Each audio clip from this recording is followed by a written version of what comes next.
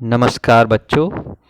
आज हम हिंदी ऑनलाइन कक्षा में चार्ली चैपलिन यानी हम सब विष्णु खरे जी के द्वारा रचित ये चैप्टर पढ़ने जा रहे हैं। तो मैं डॉक्टर अरुण मिश्रा केंद्रीय विद्यालय क्रमांक 1 सागर से हिंदी ऑनलाइन कक्षा में आप सभी का हार्दिक स्वागत करता हूँ। यह पाठ हास्य फिल्मों के महान अभिनेता और निर्देशक चार्ली चैपलिन को कला की कुछ मूलभूत विशेषताओं के साथ रेखांकित करते हुए प्रस्तुत है। इसमें करुणा व हास्य परस्पर विरोधी भाव हैं। करुणा में हंसी नहीं आ सकती और हंसी में दुख नहीं हो सकता। करुणा मतलब दुख। चार्ली की सबसे बड़ी विशेषता यही थी कि उसने करुणा और हास्य के तत्वों का सामंजस्य स्थापित किया। यह पाठ चार्ली के इसी जादू का वर्णन करता है। इसके लेखक हैं विष्णु खरे जी। इनका जन्म 1940 में छिंदवाड़ा मध्य प्रदेश में हुआ था। रघुवीर सहाय सम्मान, हिंदी अकादमी, मैत्री शरण गुप्त सम्मान, शिखर सम्मान, फिनलैंड का राष्ट्रीय पुरस्कार, knight of the order of the white rose इत्यादि सम्मानों से इनको सम्मानित किया गया। इनकी प्रमुख रचनाएं हैं कविता, एक गैर रूमानी समय में, खुद अपनी आँख से, सबकी आवाज़ के पर्दे, मैं पिछला बाकी।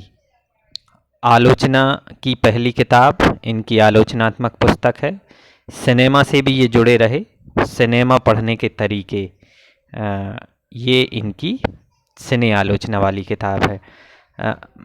टी.एस. इलियट एक साहित्यिक विद्वान हुए हैं पश्चिम में, यूरोपीय देशों में। तो मरु प्रदेश तथा अन्य कविताएं, ये उनकी कविताओं के साथ इन्होंने विषय के रूप में प्रस्तुत किया है।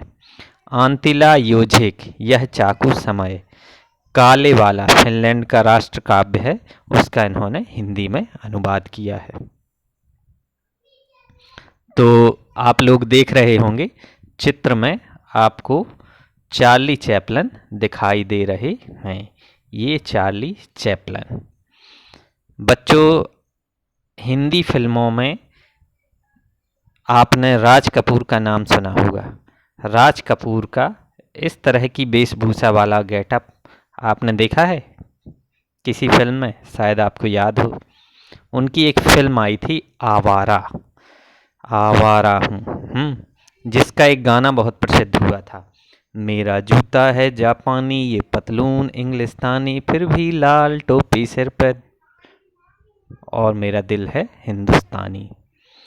तो ये चार्ली चैपलिन को कॉपी करते हुए राज कपूर जी ने अभिनय किया था। यहाँ पर मैं पाठ का सार आपको संक्षिप्त में बताने का प्रयास कर रहा हूँ। चार्ली चैपलिन बहुत बड़े हास्य कलाकार थे।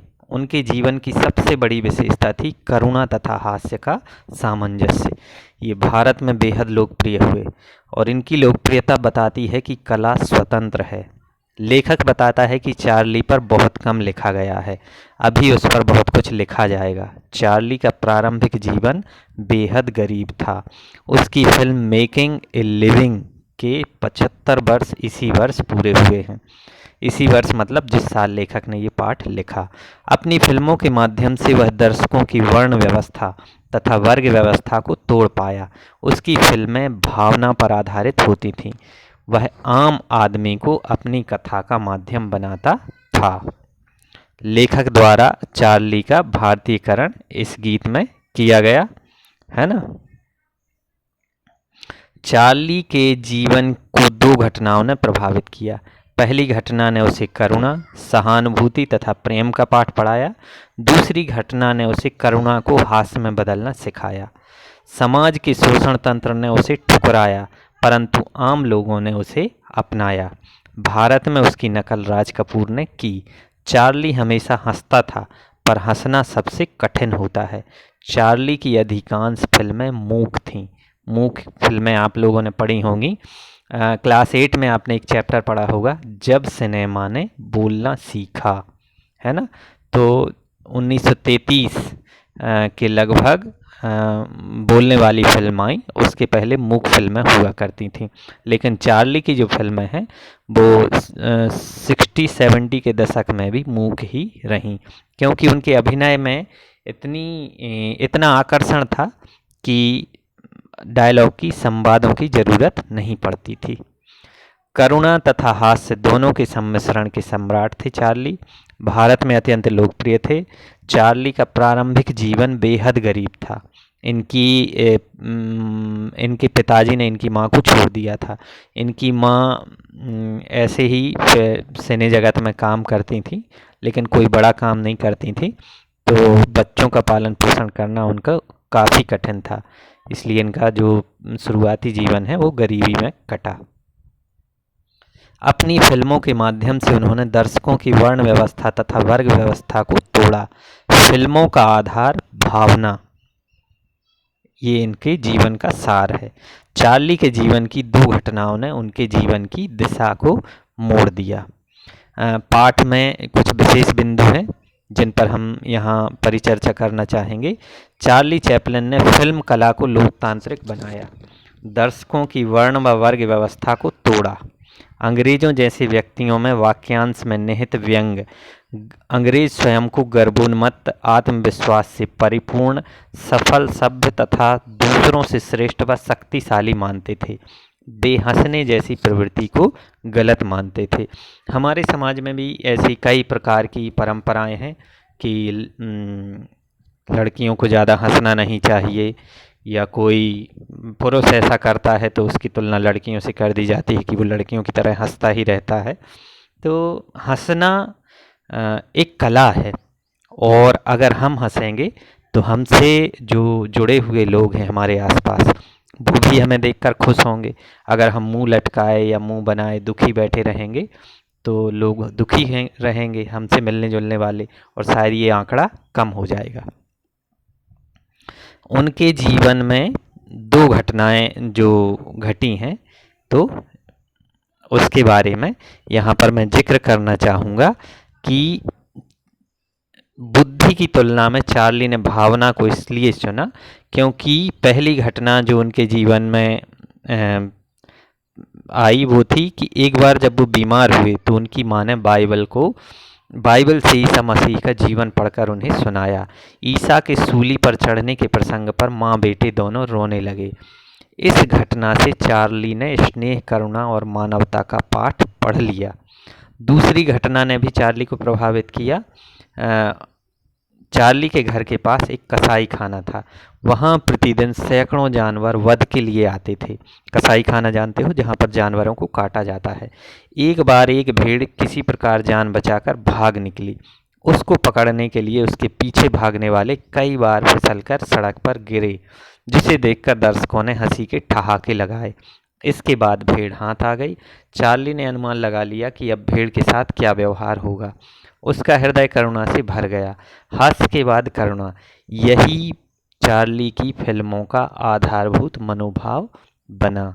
इसमें भारतीय कला और सौंदर्य शास्त्र का भी सम्मिश्रण है, करुणा के साथ हास्य। हम लोग भी जब बचपन में रहते हैं, जब तक हमको बहुत ज़्यादा समझ नहीं होती, तो आपने छोटे बच्चों को देखा होगा कि अगर वो किसी चीज़ के लिए रो रहे हैं और उनको एकदम से वो चीज़ मिल जाए तो वो हंसने लगते हैं, मतलब रोते रोते हंसने लगते हैं। लेकिन जब हम बड़े हो जाते हैं तो हम ऐसा नहीं कर पाते।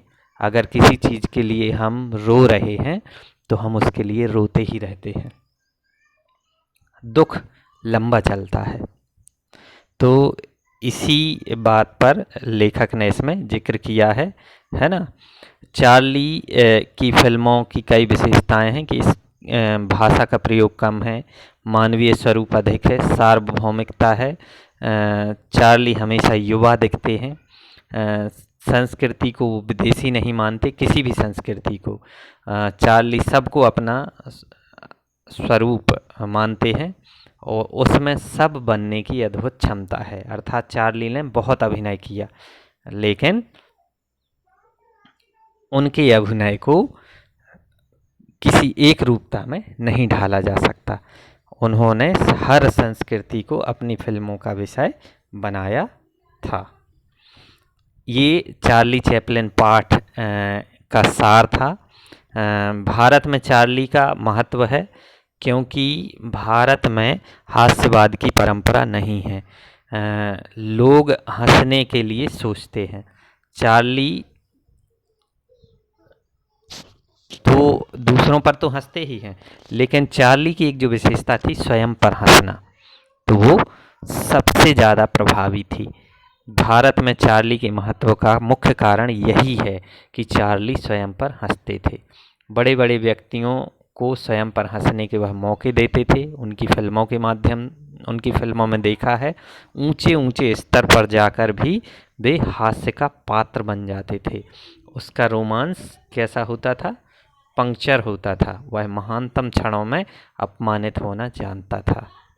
इसी कारण से जो भारतीय संस्कृति है उसमें चार्ली का महत्व बढ़ जाता है। प्रश्न उत्तर पर डिस्कस कर लेते हैं बच्चों। चैप्टर तो आपके पास लगभग सभी के पास किताब आ गई होगी, तो आप उसको पढ़ लोगे। सभी घटनाएं मिल जाएंगी। चार्ली की फिल्मों के नाम भी अक्सर परीक्षा में पूछ लिए जाते हैं, तो आप लोग ध्यान से चैप्टर पढ़ोगे। सार हमने उसका बता दिया है। इस पाठ के जो महत्वपूर्ण प्रश्नों के उत्तर हैं वो हम आपसे डिस्कस कर लेते हैं। लेखक ने ऐसा क्यों कहा कि अभी चैपलिन पर करीब 50 वर्षों तक काफ़ी कुछ कहा जाएगा? पश्चिम में बार बार चार्ली का पुनर्जीवन होता है। विकासशील दुनिया में जैसे जैसे टेलीविज़न और वीडियो का प्रसार हो रहा है, एक नया दर्शक वर्ग चार्ली की फिल्मों को देखने के लिए तैयार हो रहा है। तो लेखक ने ऐसा इसलिए कहा, है ना। चैपलिन की ऐसी कुछ फिल्में या इस्तेमाल ना की गई रीलें भी मिली हैं जिनके बारे में कोई नहीं जानता, तो उन्हें फिल्माया जा सकता है। इसलिए अभी आगे 50 वर्षों तक काफ़ी कुछ चार्ली चैपलिन पर कहा जाएगा। चैपलिन ने न सिर्फ कला को लोकतांत्रिक बनाया, बल्कि दर्शकों की वर्ग तथा वर्ण व्यवस्था को तोड़ा। इस पंक्ति में लोकतांत्रिक बनाने का और वर्ण व्यवस्था तोड़ने का क्या अभिप्राय है? क्या आप इससे सहमत हैं? लोकतंत्र का अर्थ तो आप लोग जानते ही होंगे बच्चों। फिल्म कला को सभी के लिए लोकप्रिय बनाना, और वर्ग और वर्ण व्यवस्था को तोड़ने का आशय है समाज में प्रचलित अमीर गरीब वर्ण जाति धर्म के भेदभाव को समाप्त करना। चार्ली ने दर्शकों की वर्ग और वर्ण व्यवस्था को तोड़ा। इससे पहले जाति धर्म समूह या वर्ण के लिए फिल्में बनाई जाती थीं। कुछ कलात्मक फिल्में भी बनती थीं जिनका भी दर्शक वर्ग विशिष्ट होता था, परंतु चार्ली ने ऐसी फिल्में बनाई जिनको देखकर आम आदमी आनंद का अनुभव करता था। उन्होंने फिल्म कला को बिना किसी भेदभाव के सभी लोगों तक पहुंचाया। चार्ली ने अपनी फिल्मों में आम आदमी को स्थान दिया। उनकी फिल्मों ने समय, भूगोल और संस्कृतियों की सीमाओं को लांघकर सार्वभौमिक लोकप्रियता हासिल की। चार्ली ने यह सिद्ध कर दिया कि कला स्वतंत्र होती है, अपने सिद्धांत स्वयं बनाती है। उन्होंने कला के एकाधिकार को समाप्त कर दिया था, इसलिए उन्होंने वर्ग तथा वर्ण व्यवस्था को तोड़ा। लेखक ने चार्ली का भारतीयकरण किसे और क्यों कहा है? गांधी और नेहरू ने भी उनका सानिध्य क्यों चाहा, है ना।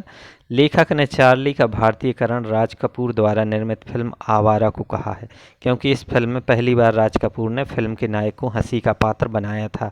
इस फिल्म के बाद से भारतीय फिल्मों में चार्ली की तरह ही नायक नायिकाओं की खुद पर हंसने वाली फिल्मों की परंपरा चल निकली। गांधी जी और नेहरू जी भी चार्ली की तरह अपने आप पर हंसते थे। वे चार्ली को अपने आप पर हंसने की कला पर मुग्ध थे, इसी कारण भी चार्ली का सानिध्य चाहते थे। मतलब अपने आप पर हंसना या दूसरों को अपने ऊपर हंसने का अवसर देना, बुरा ना मानना, ये बहुत बड़ी बात है। बहुत गंभीरता के साथ इस विषय को स्वीकार किया जा सकता है। सभी लोग ऐसा नहीं करते। अगर कोई हमारे ऊपर हंस देता है तो हमें गुस्सा आ जाता है। जैसे कोई मोटा है, उसे मोटा बोल दो तो वो बुरा मान जाता है ना। कोई जिसका रंग दबा हुआ है, सांवला है, उसे काला बोल दो। आजकल तो कई लोगों के सिर पर बाल नहीं हैं, है ना, और उन्हें तरह तरह के शब्दों से संबोधित करते हैं, तो कई बार वो बुरा मान जाते हैं। अभी हाल ही में फिल्मों में देखी होंगी आपने, बाला उजड़े चमन, है ना। और भारतीय फिल्मों में नायक को हमेशा धीर, गंभीर और एक उच्च गुणों से विभूषित व्यक्ति बताया जाता था। तो ऐसे व्यक्ति पर हंसने की परंपरा नहीं थी, जो कि चार्ली चैपलिन के द्वारा ही आई। लेखक ने कलाकृति और रस के संदर्भ में किसे श्रेयस्कर माना है और क्यों? क्या आप कुछ ऐसे उदाहरण दे सकते हैं जहां कई रस साथ साथ आए हों? तो लेखक ने कलाकृति और रस के संदर्भ में रस को श्रेयस्कर माना है। इसका कारण यह है कि किसी भी कलाकृति में एक साथ कई रसों के आ जाने से कला अधिक समृद्धशाली और रुचिकर बनती है। उदाहरण स्वरूप, नायिका का चोरी से प्रेम पत्र पढ़ते समय उसके चेहरे के प्रेम भाव, श्रृंगार रस और उसी समय पिता द्वारा उसकी चोरी पकड़े जाने पर डर के भाव का आना। कई उदाहरण आपको मिल जाएंगे। जैसे कई बार हम लोग किचन से कुछ सामान निकाल कर खा रहे हों और मम्मी ने पकड़ लिया फ्रिज खोलकर खाते हुए, तो वो भी हंस देती हैं और हम भी हंस देते हैं। मतलब जो मम्मी के देखने का भय था वो खुशी में बदल जाता है। तो ऐसी घटनाएं कई हो सकती हैं। जीवन की जद्दोजहद ने चार्ली के व्यक्तित्व को कैसे संपन्न बनाया? चार्ली का बचपन संघर्षों में बीता। पिता से अलगाव, परित्यक्ता माँ, दूसरे दर्जे की स्टेज अभिनेत्री का बेटा होना, बाद में भयावह गरीबी और माँ का पागलपन से संघर्ष करना, साम्राज्य, पूंजीवाद तथा सामंतशाही से मगरूर समाज द्वारा ठुकराया जाना। इन जटिल परिस्थितियों ने चार्ली को एक घूमंतु चरित्र बना दिया। उन्होंने बड़े लोगों की सच्चाई अपनी आंखों से देखी तथा अपनी फिल्मों में उनकी गरिमामय दिशा देकर उन्हें हंसी का पात्र बना सकें, तो अपने व्यक्तित्व को संपन्न कर लिया। अगला प्रश्न है, चार्ली की फिल्मों में निहित त्रासदी, करुणा, हास्य का सामंजस्य भारतीय कला और सौंदर्य शास्त्र की परिधि में क्यों नहीं आता? चार्ली चैपलिन की फिल्मों में करुणा और हास्य का सामंजस्य भारतीय कला और सौंदर्य शास्त्र की परिधि में इसलिए नहीं आ सकता क्योंकि भारतीय कला में रसों की महत्ता है, परंतु करुण रस के साथ हास्य रस भारतीय परंपराओं में नहीं मिलता। यहाँ पर हास्य को करुणा में नहीं बदला जाता। रामायण और महाभारत में जो हास्य है वह भी दूसरों पर है। संस्कृत के नाटकों में भी विदूषक वह राज व्यक्तियों से कुछ बदतमीजियाँ अवश्य करता है, किंतु करुणा और हास्य का सामंजस्य उसमें भी नहीं है। दुख के साथ खुशी, करुणा मतलब दुख, है ना। किसी के साथ मजाक तो हम कर सकते हैं, डर के बाद खुशी हो सकती है, लेकिन दुख के बाद खुशी होना बहुत आसान नहीं है कि हम रोते रोते और एकदम हंस दें। रोना भी कैसा, किसी चीज़ के लिए रोना तो सतही होता है। मान लो जब हम थोड़े समझदार हैं, किसी व्यक्ति के बिछड़ने का या कोई भयंकर गम हमको है, उसके तुरंत उबर कर उससे और हम हंस दें, वो परिस्थिति कठिन है जो कि चार्ली के व्यक्तित्व से दिखती है। अगला प्रश्न है, चार्ली सबसे ज़्यादा स्वयं पर कब हंसता था? चार्ली सबसे ज़्यादा तब हंसता था जब वह स्वयं को गर्वोन्नत, आत्मविश्वासी, लवरेज, सफलता, सभ्यता, संस्कृति तथा समृद्धि की प्रतिमूर्ति, दूसरों से ज़्यादा शक्तिशाली तथा श्रेष्ठ, अपने को वज्रादपि कठोराणी अथवा मृदुनी कुसुमादपि क्षण में देखता है, तब वह स्वयं पर सबसे ज़्यादा हंसता है। आपके विचार से मूक और सवाक फिल्मों में से किसे में ज़्यादा परिश्रम करने की आवश्यकता है और क्यों? मेरे विचार से मूक फिल्मों में ज़्यादा परिश्रम करने की आवश्यकता है और उसका कारण यह है कि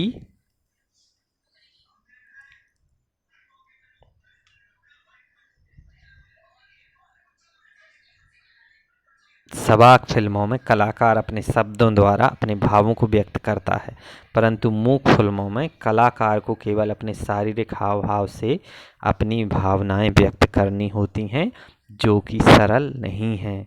अपने इशारों, संकेतों के द्वारा किसी को हंसाना। एक दो मैंने इसमें अतिरिक्त प्रश्न बनाए हैं। चार्ली हमारी वास्तविकता है जबकि सुपरमैन स्वप्न। आप इन दोनों में खुद को कहाँ पाते हैं?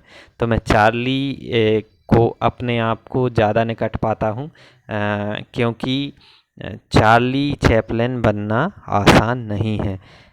सुपरमैन तो हम बन सकते हैं, उसकी कल्पना कर सकते हैं, वो भी बनना आसान नहीं है, लेकिन कल्पना कर सकते हैं। और स्वप्न देखकर हम सदा बेचारे और लाचार ही रहते हैं, इसलिए चार्ली के हम ज़्यादा निकट हैं। आजकल विवाह आदि उत्सवों में समारोहों में चार्ली चैपलिन का रूप धरे किसी व्यक्ति से आप अवश्य टकराए होंगे। तो कई जगह आप देखते होंगे, मॉल वगैरह में जाते हैं, वहाँ पर बच्चे खड़े हुए रहते हैं, कई लोग खड़े हुए रहते हैं। फिल्में भी कई इस टाइप की आई हैं कि लोग उसमें वो बनते हैं, विदूषक बनते हैं, किसी जंगली जानवर का वो गेटअप धारण कर लेते हैं और लोगों को हंसाने का काम करते हैं। मिल जाएंगे। भाषा की बात पर डिस्कस कर लेते हैं। चेहरा चार्ली चार्ली हो जाता है। वाक्य में चार्ली शब्द की पुनरुक्ति से किस प्रकार की अर्थ छटा प्रकट होती है? इसी प्रकार के पुनरुक्त शब्दों का प्रयोग करते हुए कोई 3 वाक्य बनाइए। यह भी बताइए कि संज्ञा किन परिस्थितियों में विशेषण के रूप में प्रयुक्त होने लगी है। चार्ली चार्ली हो जाना मतलब चार्ली के समान हो जाना। वाक्य में चार्ली शब्द जो है वो सामान्य वास्तविकता का बोध कराता है। चेहरा खुश हो जाना, सुख दुख के साथ खुश हो जाना। ऐसे कई वाक्य हमने पढ़े हैं, है ना। बगीचे में लाल लाल फूल खिले हैं, पिताजी कुर्सी पर बैठे बैठे सो गए, भूख से बच्चा बिलख बिलख कर रोने लगा। नीचे दिए गए वाक्यांशों में हुए भाषा के विशिष्ट प्रयोगों को पाठ के संदर्भ में स्पष्ट कीजिए। सीमाओं से खिलवाड़ करना, है ना, तो इसका वाक्य में प्रयोग नीचे दिया है कि चार्ली की फिल्मों ने समय, भूगोल और संस्कृति की सीमाओं को लांघकर सार्वभौमिक लोकप्रियता हासिल की। समाज से दुराया जाना, समाज के द्वारा ठुकराया जाना, और इस तरह के उदाहरण आपको मिल जाएंगे। चार्ली एक था। सुदूर रूमानी संभावना, चार्ली की जो नानी थी वो खानाबदोश समुदाय की थी। खानाबदोश मतलब घूमंतू, खाने कमाने वाले। इसके आधार पर लेखक यह कल्पना करता है कि चार्ली में इसी कारण कुछ कुछ भारतीयता है, क्योंकि यूरोप में जिप्सी जाति भारत से ही गई थी। हो सकता है चार्ली यूरोपीय भारतीय हों। सारी गरिमा सुई चुभे गुब्बारे जैसी फुस हो गई, अर्थात चार्ली के गरिमापूर्ण जीवन का परिहास रूप ले लेना। एकदम गुब्बारा फूला है, उसमें सुई चुभा दो तो तुरंत वो फूट जाता है। वैसे ही एकदम हम दुखी हैं और फिर हंसने लगे। जिसमें रोमांस हमेशा पंक्चर होते रहते हैं, मतलब रोमांस का मतलब होता है किसी कार्य में डूबना, किसी कार्य से इतना प्रेम करना कि 24 घंटे हमें वही दिखाई दे, रोमांस कहलाता है। आजकल रोमांस रूढ़ शब्द हो गया है, वो सिर्फ प्यार मोहब्बत के चक्कर में ही प्रयोग किया जाता है कि वो रोमांस कर रहा है, जबकि ऐसा नहीं है। रोमांस विस्तृत अर्थ वाला शब्द है। हम कोई भी कार्य करें, चाहे नौकरी के लिए हम अत्यधिक मेहनत करें तो हम अपनी नौकरी से प्रयास कर रहे हैं। टीचर बच्चों को पढ़ाते हैं तो कितने कितने प्रकार की तैयारी करते हैं। अभी लॉकडाउन में हम लोग कितने तकनीकी साधन जो कठिनाई से इस्तेमाल कर पा रहे हैं, और आपको पढ़ाने का प्रयास कर रहे हैं, पाठ को सरल से सरलतम बनाने का प्रयास कर रहे हैं। तो यही तो रोमांस है। टीचर बच्चों के साथ रोमांस कर रहा है, मतलब वो चाहता है कि उसके बच्चे पढ़ें, आगे बढ़ें। तो ये चार्ली चैपलिन जो पाठ है ये आपको निश्चित है कि समझ में आया होगा। होमवर्क है आपके लिए, पुनरुक्त शब्दों का प्रयोग करते हुए कोई एक वाक्य बनाइए, है ना, और इनके विशिष्ट प्रयोग करते हुए आपको प्रश्नों के उत्तर लिखने हैं। ये गृह कार्य है, चूँकि आंसर मैंने बता दिए हैं तो सारे क्वेश्चन के आंसर आपको घर में लिखना ही है सभी बच्चों को। और गूगल मीट पर जब आपकी क्लास होगी उस समय आपकी कॉपी देखी जाएगी, चेक की जाएगी, इसलिए कोई भी बच्चा इसको हंसी मजाक के तरीके में ना ले। पढ़ाई को सीरियसली लेना है, मतलब सीरियसली पढ़ते हुए आपको हंसना है, एंजॉय के साथ पढ़ना है। क्योंकि बच्चों आप लोग जानते हैं कि ये कोरोना का दौर चल रहा है, भीषण संकट का समय है।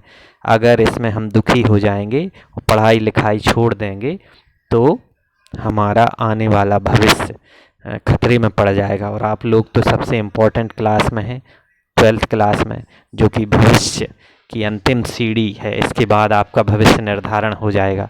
तो आपको इस कठिन दौर को खुशी के साथ जीना है और खुशी खुशी आपको पढ़ाई करनी है। आशा है कि ये पाठ आपको समझ में आया होगा। ये हमें वर्तमान जनजीवन से तो जोड़ता ही है, साथ ही वर्तमान जो विपरीत परिस्थितियां हैं उनसे लड़ने का हौसला भी देता है। तो धन्यवाद, आप सभी से फिर मिलेंगे।